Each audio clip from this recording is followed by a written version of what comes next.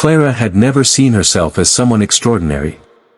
She was a quiet, shy nurse who worked long shifts at St. Mary's Hospital, pouring her heart into caring for patients who often felt forgotten. To her, kindness wasn't an act, it was her nature.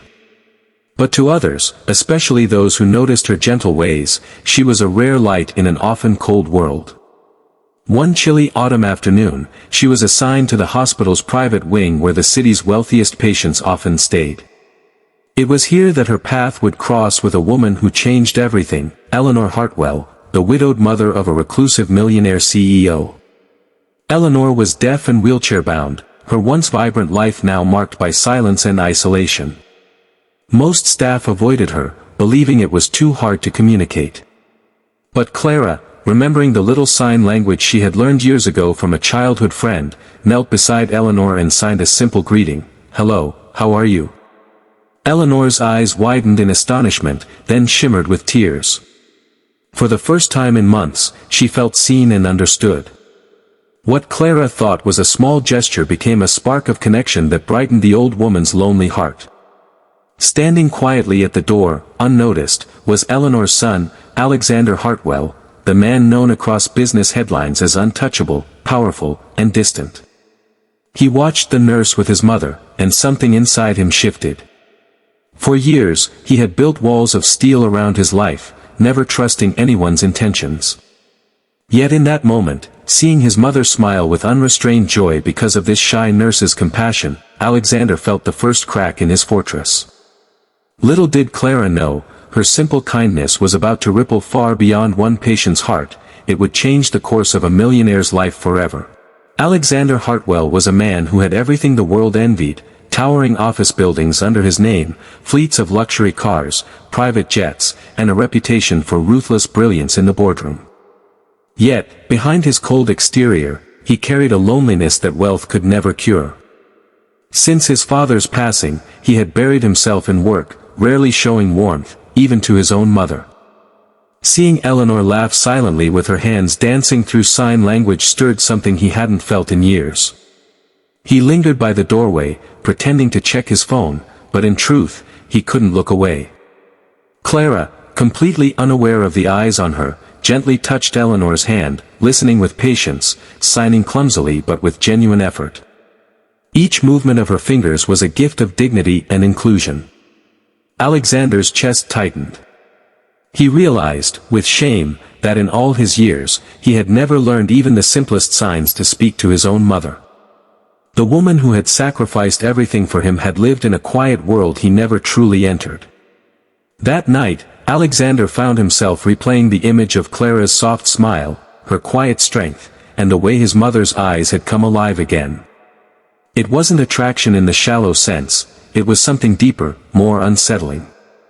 For the first time in years, Alexander asked himself a question he had long avoided: what good was success if he couldn't even bring joy to the person who mattered most? Little did he know, this realization was just the beginning. The shy nurse who spoke with her heart more than her words was about to unravel his guarded world, and teach him lessons that money could never buy. The next morning, Alexander returned to the hospital earlier than usual, carrying his usual mask of composure. He told himself it was simply to check on his mother's condition, but deep down, he knew it was more than that. When he entered the room, he found Clara already there, helping Eleanor with breakfast. The old woman's hands fluttered with excitement as she signed a story, while Clara nodded attentively, smiling warmly at every detail. Alexander stood silently for a moment before Eleanor noticed him and eagerly signed to her son, "She understands me. She listens." Clara blushed, lowering her gaze, and Alexander's heart gave a strange, unexplainable tug. You know sign language?" he asked awkwardly. Clara shook her head with a shy smile. "Not really. Just a little. I'm still learning." For Alexander, those words carried a weight heavier than gold.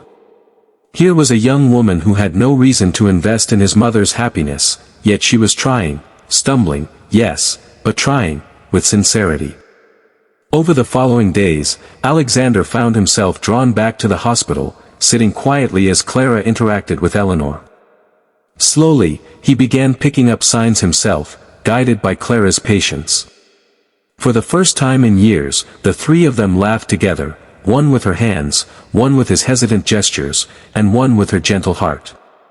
In those fleeting hours, Alexander experienced something he hadn't felt since childhood: family.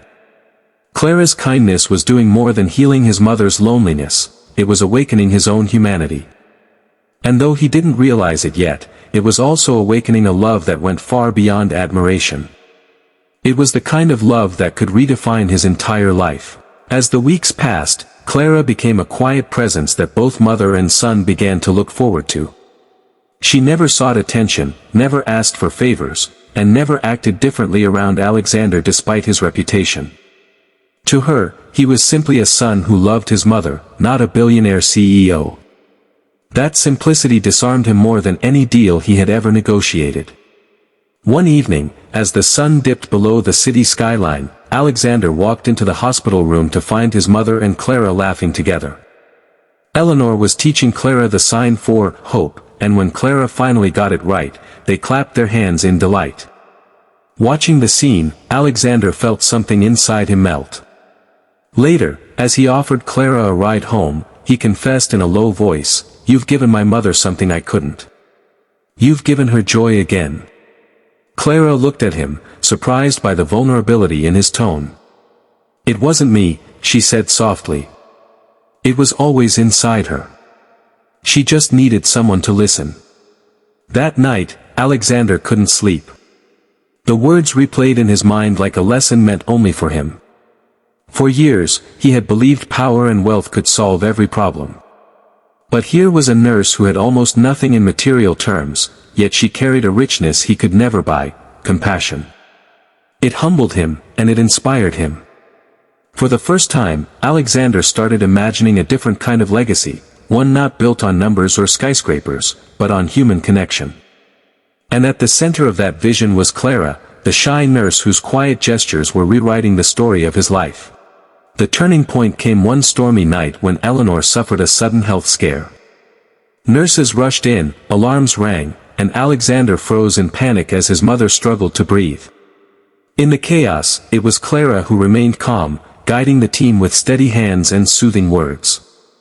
She stayed by Eleanor's side, whispering encouragement, signing, "Stay strong," until the crisis passed. When the machines finally steadied, Alexander realized his hands were trembling uncontrollably. He looked at Clara, who was exhausted yet composed, and felt an overwhelming gratitude he couldn't put into words. Later, in the dim hospital corridor, he finally let his walls crumble. "I was terrified," he admitted, his voice raw. "For the first time, I thought all my money, all my power, none of it could save her. But you were there. You saved her." Clara shook her head firmly.